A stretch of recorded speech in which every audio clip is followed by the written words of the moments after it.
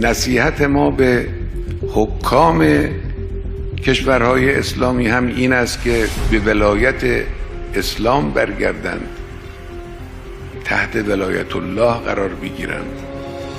ولایت آمریکا و ولایت طاغوت به کار آنها نخواهد آمد. امروز متاسفانه بعضی از کشورهای مسلمان منطقه ما به جای ولایت الله زیر علم ولایت طاغوت سینه میزنند. به جای تبعیت از اسلام و از نور قرآن از آمریکا تبعیت میکنند. آمریکا هم بنابر طبع استکباری خود اونها رو تحقیر میکنه.